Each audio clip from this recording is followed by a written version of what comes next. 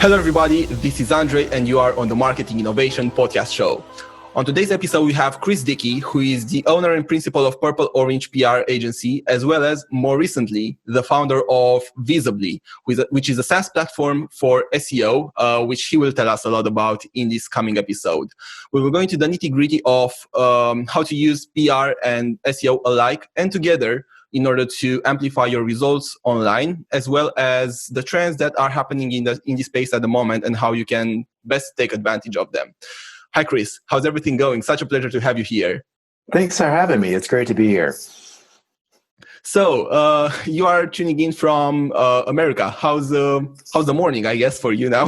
It is, yeah. It is still the morning here. I just finished my second cup of coffee. It's good. I live in Jackson Hole, Wyoming, which is traditional American West. We have legitimate cowboys where I live, and mountains and bears. There's grizzly bears where I live, and moose and all that good stuff. But we do some really good marketing out of here too. Nice. Okay, so I'm super pumped for this episode. It's actually our first one from the podcast where we are going deeply into both SEO as well as PR. You have a very broad knowledge and very, long-term knowledge in the PR space. So I feel that would be a nice thing to start with, and then go deeper into the SEO practices, tactics, techniques.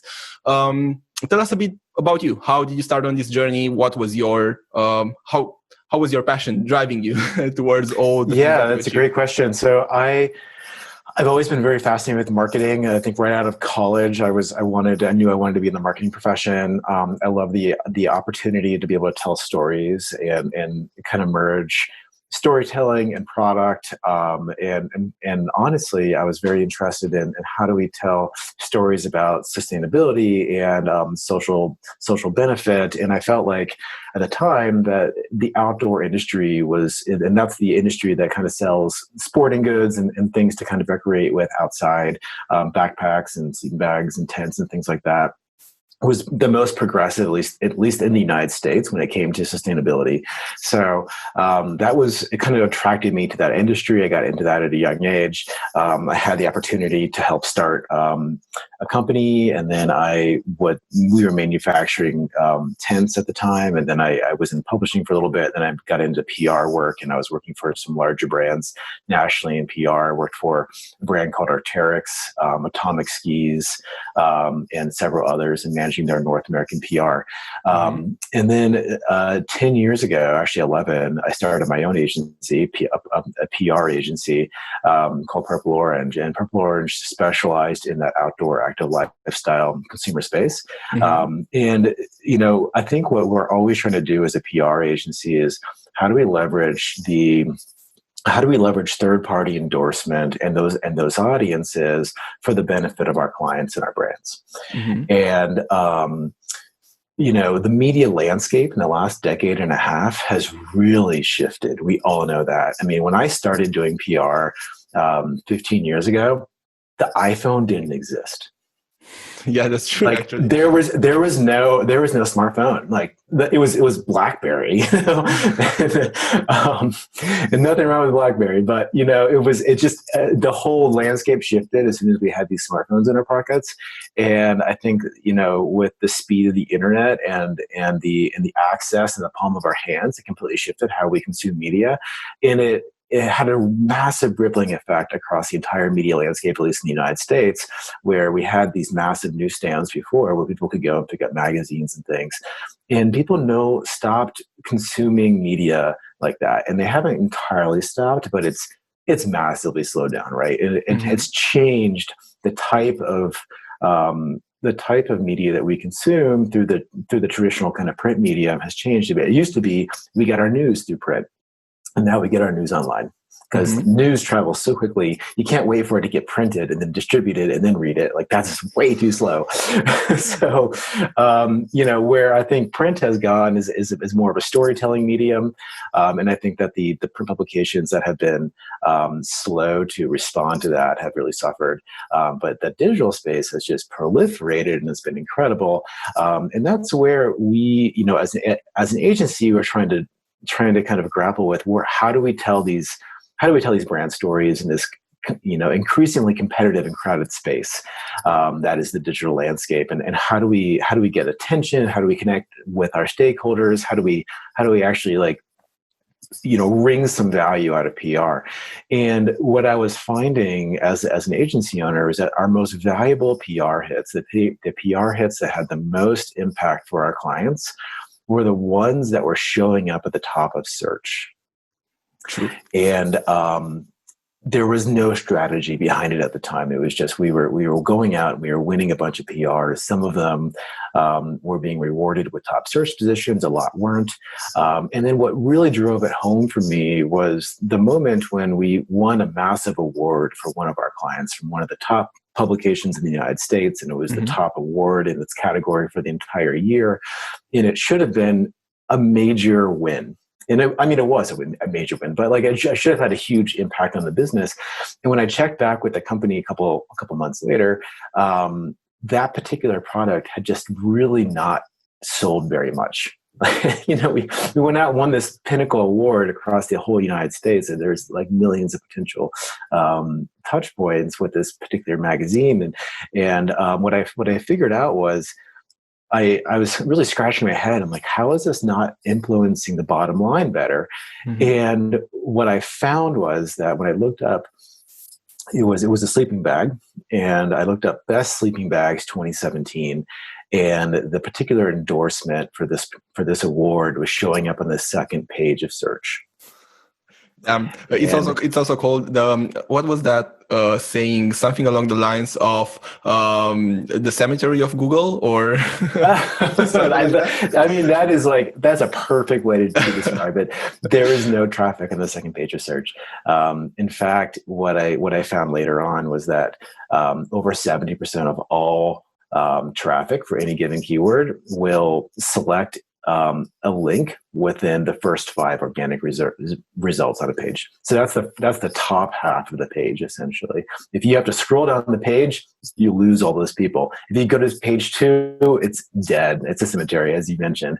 So anyways, this particular endorsement of this massive award was on page 2. And that kind of set out this eureka moment for me, where I was like, well, are these blogs that are showing up in the top of search are the ones that are super productive and driving results month after month for our clients. And we win this massive award from this massive media outlet. And if it doesn't live beyond the flicker of the moment that it's published, it has such limited impact. This has such limited value for our clients. And it was actually kind of a disappointing thing. And it was we spent way too much time and energy trying to win this big award. It had, at the end of the day, it had a very minimal impact, marketing impact. And so at that point, we really pivoted, and we said, if the best thing we can do is win the top of search, how do we do that better? And so what we started doing as an agency was auditing search results. And so we came up with these keyword lists, and we actually subscribed to an SEO platform so we could do better keyword research. And we started identifying what I would call non-branded keywords. So these are keywords that, assuming that, one of the problems that marketers have is, how do we bring more customers into our funnel? How do people find you? They even know that you exist as an option for a thing that they need. And that awareness is, there's all different types of ways you can build awareness. But if you think about it, at the end of the day, if think about every single one of us, if we have a question, what do we do? Do we call up a friend? Do we go to the library? You pull out your phone and you Google it. That's what we do. And the numbers back that assumption that there's over 4 billion searches a day on Google. That's 70,000 searches a second globally. And every single one of those searches is a question. And Google is providing you answers, and you are statistically likely to click on the first 5 organic results. And so that's the real estate. That's where you find your answers, those first 5 organic results. And it's really tough real estate. It's very valuable real estate. And turns out that PR does really, really well there. And it makes sense because these media outlets, they have really strong rankings with Google. They have really strong domain authority. They have a lot of incoming links. They publish a lot of content. They have a lot of traffic on their sites. They fit all the criteria for the type of site that Google likes to reward with content or with search positions. Yeah. So like if you can figure out, if you can anticipate, if you can identify the type of the writers and the outlets that are being rewarded most frequently for certain keywords, you can build better relationships with them. You can get them to update their articles. You can all of a sudden really penetrate a page with brand awareness that you previously had no chance on, because these websites have so much more domain authority than your own website. Super. So just for our listeners who maybe are not very well versed into SEO tactics, but they want to do more of that or PR for the brand. So for you guys, basically what we are discussing here is the authority that a certain domain, like domain authority, is the authority that a certain domain has in front of Google. So what ideally you want to do when you are looking for your, but here, Chris, I think I will let you say more about that, but just briefly, what did you want to do when you look for outlets for specific articles that you want to sponsor or publish on, online media? You should be looking at page authority and domain authority, as well as the traffic that is coming through that page. And then, Chris, go into the nitty gritty now.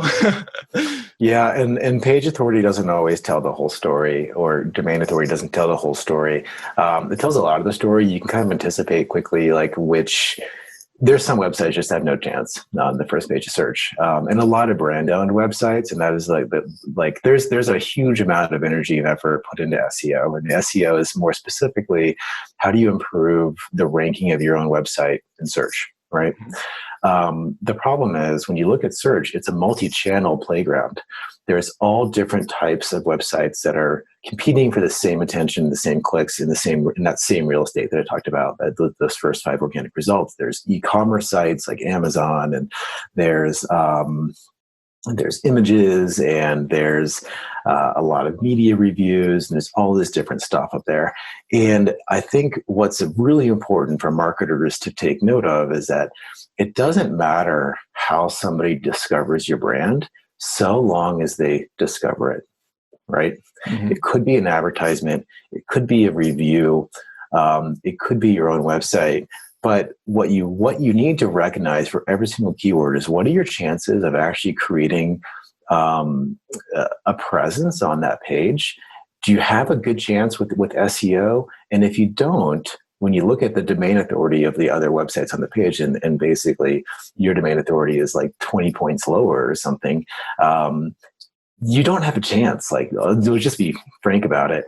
At that point, it makes a lot of sense to look, how do we leverage these other websites that are already on the first page to get our brand through to customers? And so what I saw as a PR professional was all these media reviews showing up at the top of search that were frankly pretty easy for us to attain. They were, if we knew who to talk to and we knew how to direct our PR work. Secondarily, we saw a ton of e-commerce showing up at the top of search.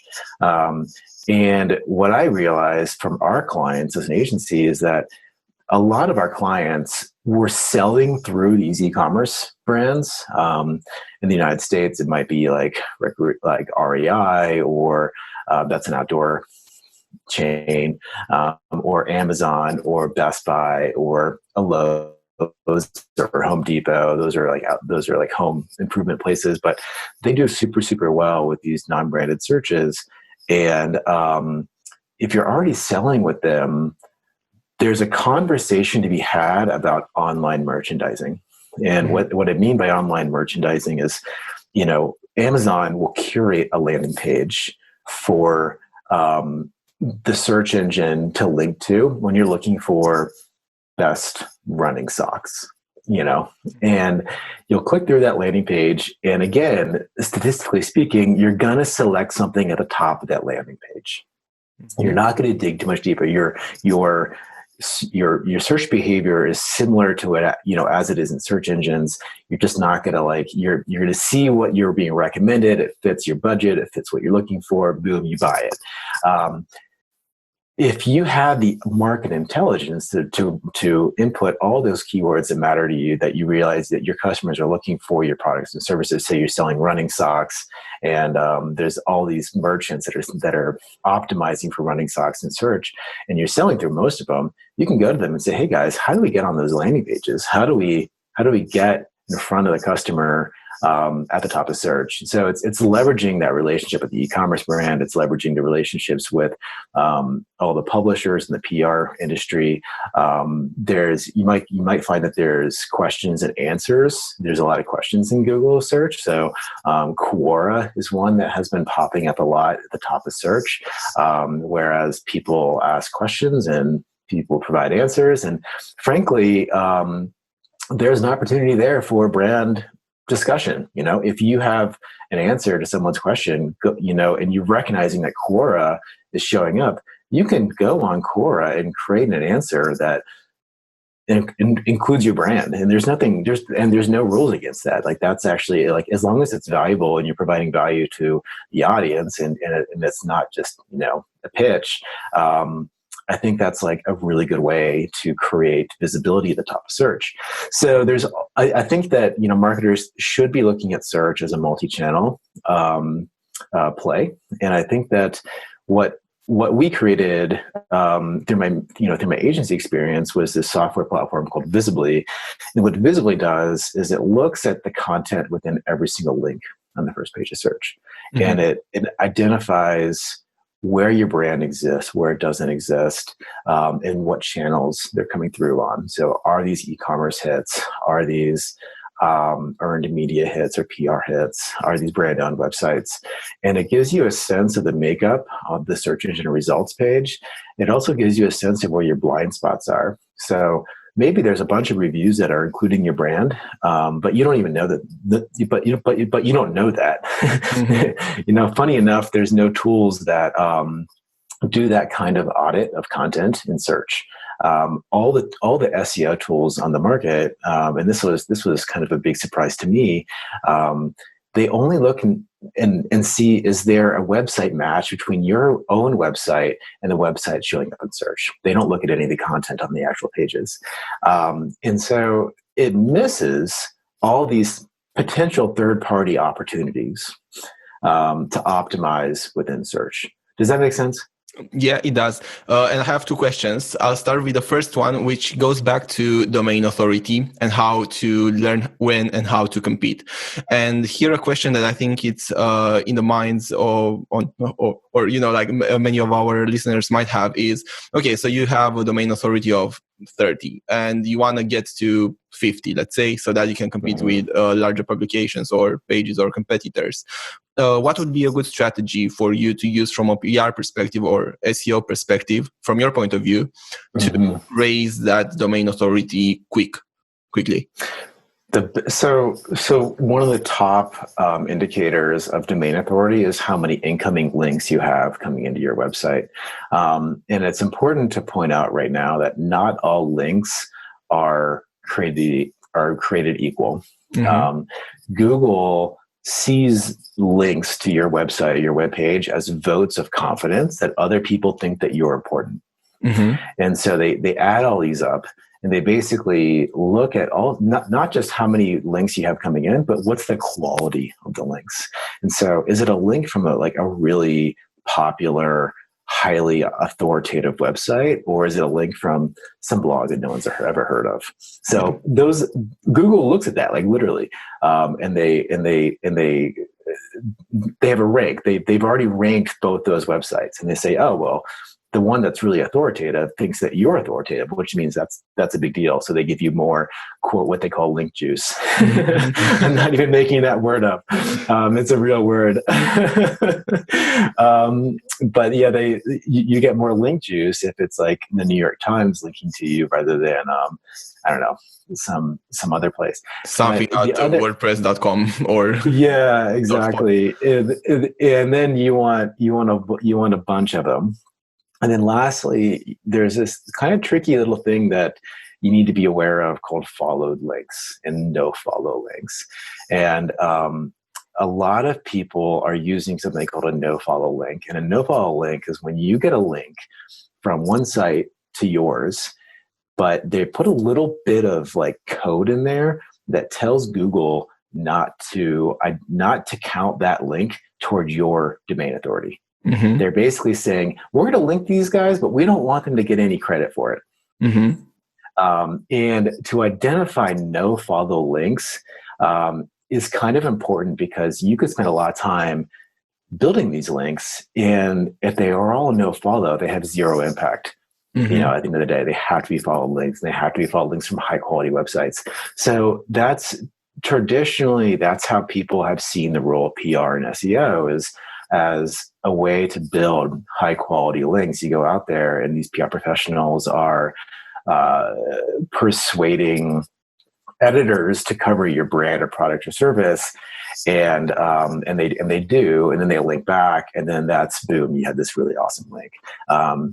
The problem is that if you develop links from low quality websites or websites that are known for shady practices, that can actually be detrimental to your standing within Google. Google might recognize like, oh, that's a shady website, and they have put a link on to your website on that page, which indicates that yours might be a shady website too.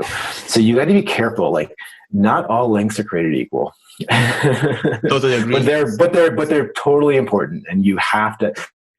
That's the number one way to improve your standing with Google's search algorithm. Yeah, so good quality websites, a bunch of them, and make sure to not be all of them to be the follow if possible.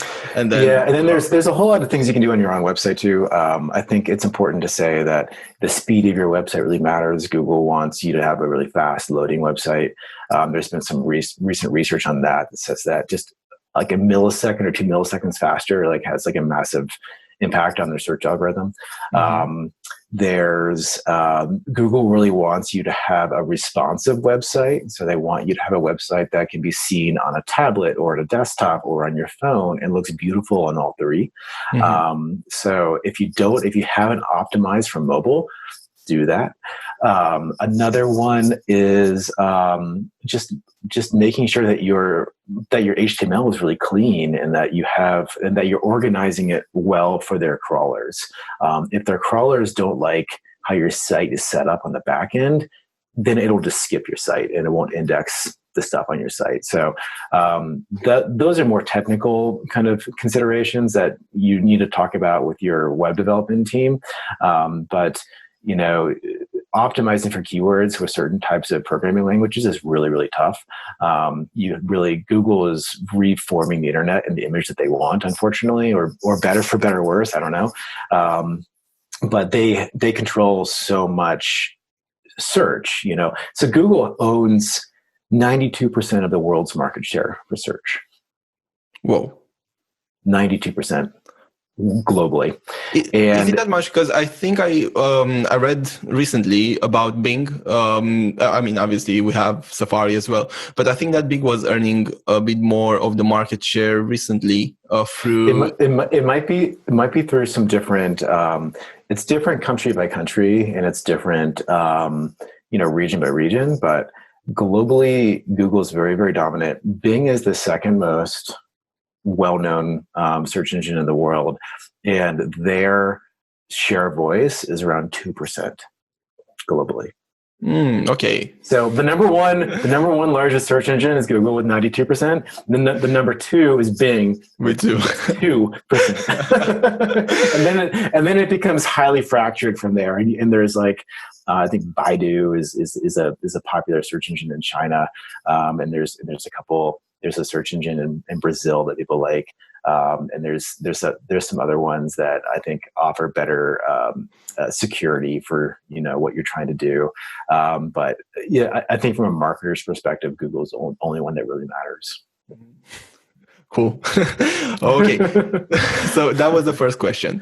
The second question was when you were mentioning about sort of SEO tools, analyzing only the pages and not necessarily the content that is going onto the pages, and about the tool that you have developed and how it basically helps you compare and identify more opportunities and blind spots for you. And my question here was, working with clients from very different countries and regions, mostly America, UK, and Europe, so not going into Asia too much. But what we found was that different tools have different data for different regions.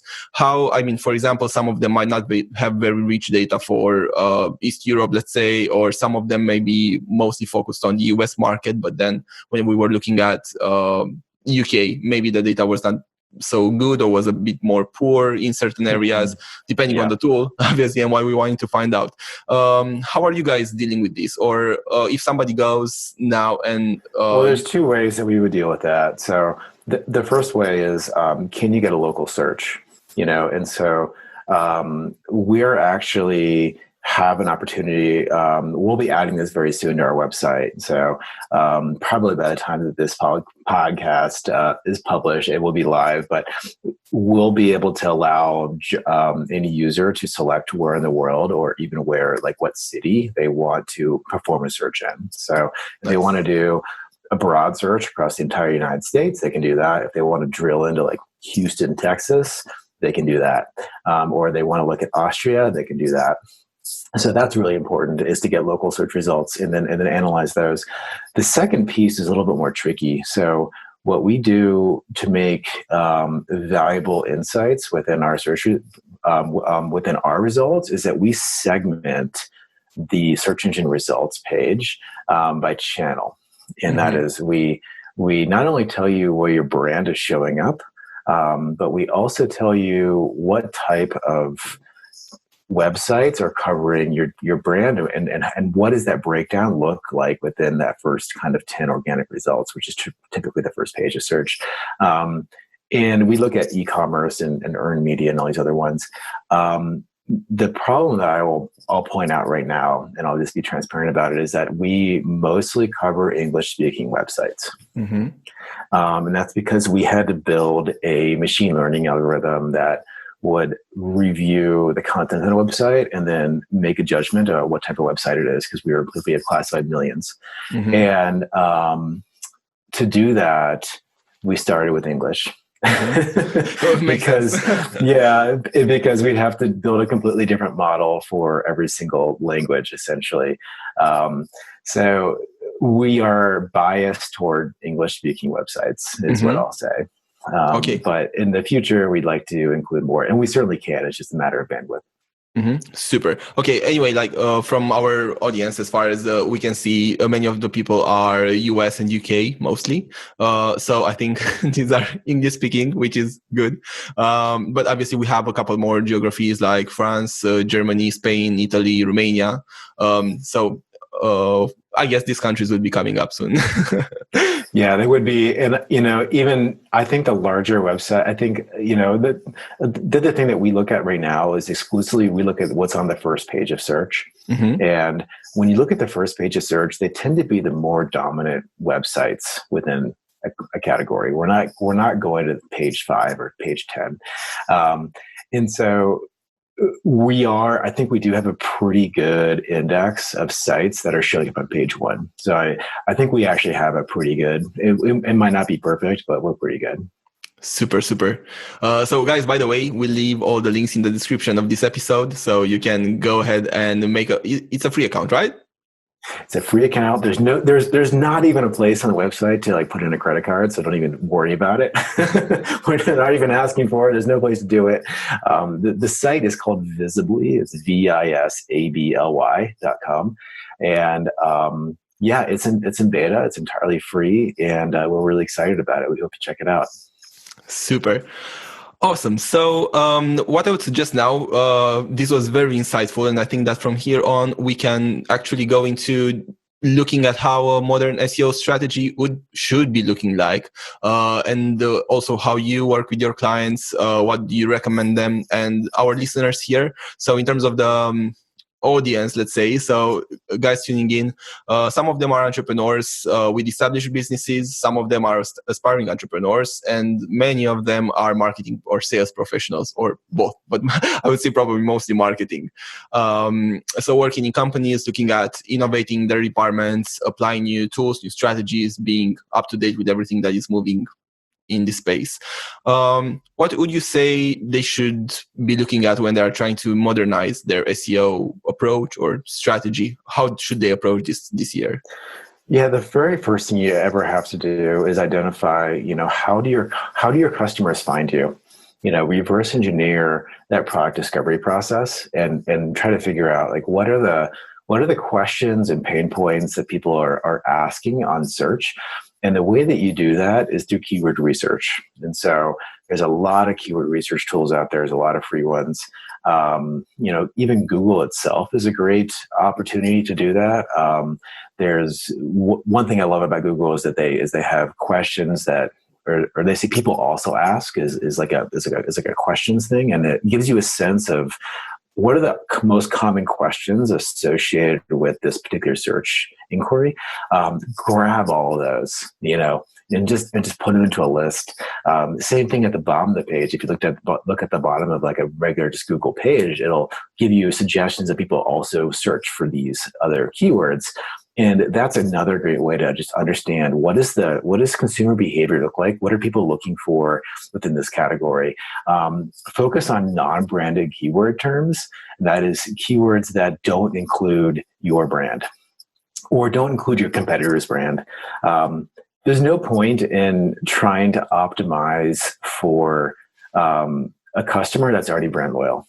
You want to just go up to the customers that aren't brand loyal and they're looking for your stuff and are open to suggestion. So use non-branded keywords.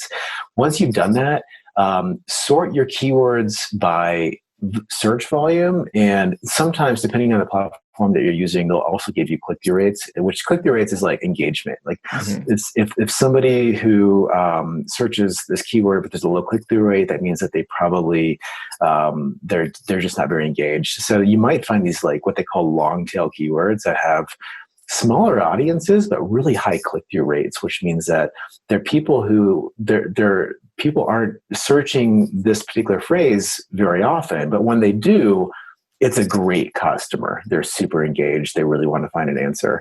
So you can optimize for those keywords. And then what you want to do, once you kind of identify your keyword list where you think your customers are showing up or are using most frequently to find products and services related to your stuff, is look at the kind of the results that are showing up within the Google search results. And this is where visibility is very helpful. So you can get a good sense. There's really 2 or 3 different kinds of like, it's called search intent. It's like you can either have an informational result or you can have a transactional result. And informational is like click to learn. Somebody is there to learn more. And Google will infer the type of results depending on the keyword that like, oh, this person wants to learn about this and they're not looking to be sold something right now. Other types of keywords are very transactional. They're dominated by e-commerce. It's all click to buy. So you have to kind of evaluate what's my opportunity to build brand visibility within this keyword. So you have to once you have your short list and you've identified these things, then you have to figure out what's the opportunity for my brand here. And if you look at it and it's dominated by e-commerce giants, you're not going to get in there. Number one, Google is elevating commerce, and if you're not a commerce site, it's probably not going to elevate you in the first place. Number two, the sites that are there are just really, really huge sites. It's just going to be very hard to beat them out. But maybe that's an opportunity for you to go build a relationship with one of those sites to sell something, to open up the door and have those sites sell your stuff. So all of a sudden you get you get within that site's landing page, and all of a sudden you're getting in front of those customers. Conversely, if it's informational, click to learn, you might have more of an opportunity there with SEO, but at the same time, if it's a non-branded keyword, those tend to be the most competitive and also the most productive in terms of acquiring new customers. It might be full of media, it might be full of these earned media and PR hits, in which case that's a great list building tool. You look at it from the perspective of, here are all the writers and all the outlets that are deemed most essential by the largest search engine in the world in this category. And that becomes your media list. And you reach out to those people, tell them what you have going on, and see if you can get them to cover you. And if you can, then that's pure gold. So you say just approach them directly, or how, I mean, in terms of getting into those outlets, you can obviously buy the space there with an advertorial or something like that. Is pitching still working? Like, what do you feel has changed or not in this PR / pitching still works? Yeah, absolutely. We pitch people all day long, as you know, as an agency. And you can also buy early on the page. You can always do a pay-per-click campaign. I think, what's important when you're looking at SEO and search strategy is that what is, like, you should probably figure out, like, right up front which keywords you should be trying to optimize for organically and which keywords you should be bidding on. Mm-hmm. And they probably shouldn't be the same keywords. If you're doing a good job organically, you're winning more customers anyways. A typical ad on Google, like a high performing ad, does about 2% of all the clicks on the page, which is pretty low. And it's pretty expensive. Sometimes, like, you're paying for every single click. You're not paying for a sale, you're paying for the click. So, it might be $1. It might be, I've seen it up, if you're buying, so I just looked this up yesterday. I was looking up best mattresses and the cost per click for best mattresses. Can you, in the US at least, it's almost $12 per click. Really? For the term best mattresses. Yeah. That's how much it's been bid up, because a mattress is a high value purchase. Like, you're selling like an expensive thing. And those people are those manufacturers are willing to pay a lot of money for those clients and those clicks. But that's insanely expensive. I mean, that can just rip through your marketing budget in a month, if you're not careful. So, it does make a lot of sense to optimize organically if there's an opportunity to do so. Sure thing. And also, like, on the paid side of things, it's very important to not go for, one single keyword broad match and just get everything that comes. Yeah. It's important and to look, I think paid campaigns make a lot of sense. I think they have to be executed intelligently. Exactly. And we have all of our clients execute paid campaigns. So, and they're all productive, but you have to know what you're doing. And, it's easy to throw away money there if you're not careful. Mm-hmm. Yeah. And as an example here, because I totally agree with you. We had a very big client in the UK, and they managed to. So basically, they had pretty good paid marketing budgets. I think they were about 8 to 9K per month, which is good. And then we started to execute on the sort of PR and SEO, as you mentioned, like offsite SEO strategy, I think in the beginning of the year. And we were doing both on-site and offsite SEO. And within 6 to 7 months, I think we calculated what was the earned exposure that we were getting. So if we were to pay for those clicks versus we weren't. And I think we were saving them, I think, about 3K per month only from the additional exposure that we managed to get within 6 months. And obviously that was growing from then. So that was a very big save, which leads to the point that you made. Done intelligently, both of them can have a very good impact. But then again, you have to know which ones you stand a chance to rank for, so you don't have to pay for those within a couple of months, versus which ones you don't have a chance to rank for, which means that you have to do paid stuff for. Yeah, totally. Super. So do you think there's anything changed in terms of the best practices? What are some things that maybe still stand today, or what are some things that you see changing in the next year or so? That's a great question. I think that search intent will become more powerful and more important to recognize. I think that the idea that Google elevates a strict keyword match is kind of antiquated. What Google's trying to do is match, one reason why Google is very dominant is because they do a really good job serving high quality results. And that's why people keep coming back, because they're finding the right stuff. And Google has a new machine learning algorithm that infers search intent. And so if I think bucketing keywords and understanding that difference between transactional and informational is actually really important to search engine strategy. It's something that's probably under leveraged currently. I think the other piece that I keep coming back to is the idea that to do well in search, you have to employ a multi-channel strategy. It's so much more than just your own website. You have to sync your PR team and your e-commerce team and your ad buying team. They're all working together, and they have very clear marching orders for how to optimize within all these different keywords. Mm-hmm. Super. Okay, and on this point, but I think it's a nice touch to it.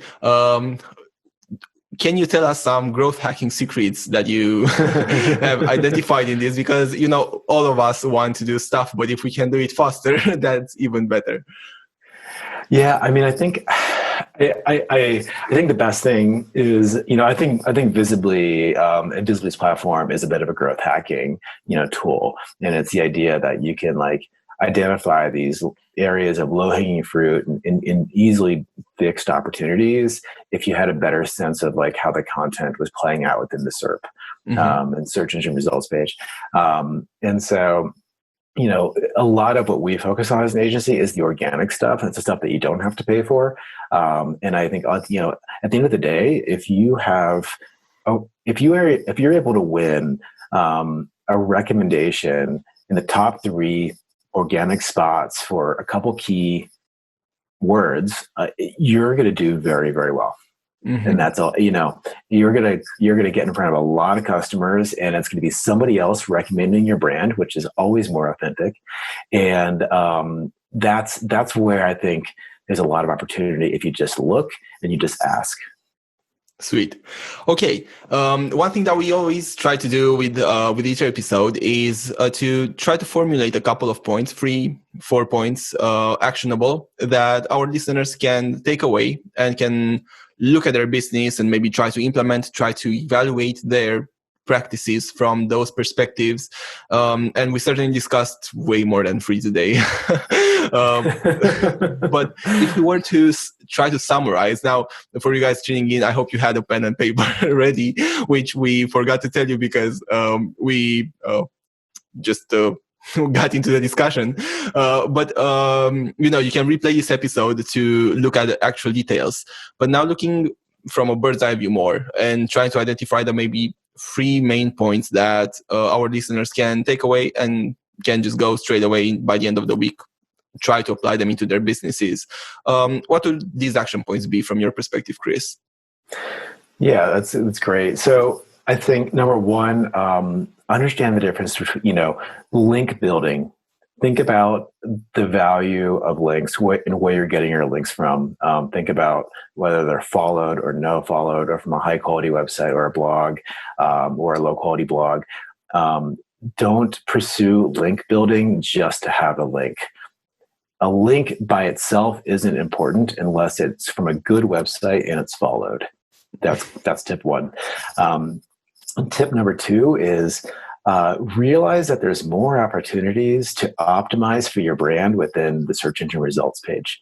I would say that, it's a multi-channel zone, and there's many potential touch points for a consumer, and you have to look at it from all the different levers that you have at your disposal. Your PR team and your SEO team and your SEM team, all those need to work together. And to do that, you need to identify a couple things. You need to figure out what's your opportunity to get within the SERP. Is it within PR? Is it within e-commerce? Is it within your own website? Or is it going to be a paid play?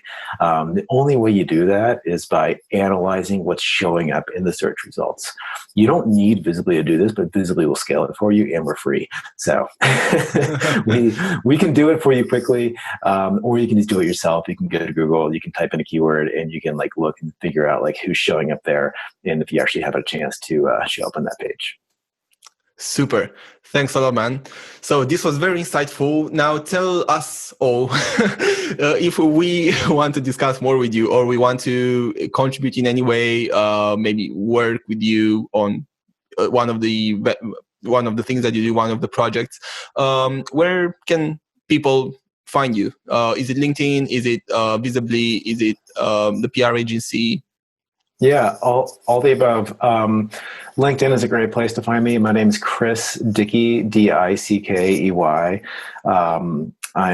You can find us, you can send emails to either visibly.com, visably.com, or my PR agency is called Purple Orange PR.com. So just purpleorangepr.com. And either of those forums will find their way to me. Super. Cool. Well, this was very nice. I hope you guys tuning in, you found this valuable. If you have any further questions, feel free to send them to us or Chris. If you send them to us, we'll make sure to direct them to Chris if it's something that he should be getting involved with in helping you. As always, let us know if you'd like us to organize a further episode, maybe together, and discuss in depth something that we touched on today. Any suggestions, as always, very welcome. And make sure you go and follow Chris and Visibly, because as we discussed, there are a lot of things in the pipeline, and I'm very keen and excited to find how everything is going to be evolving further. But until next time, Chris, thanks so much. This was very nice meeting you, and all the insight, very, very valuable. Awesome. Thanks for having me. Thanks a lot, man. Have a nice one. Take care. Soon.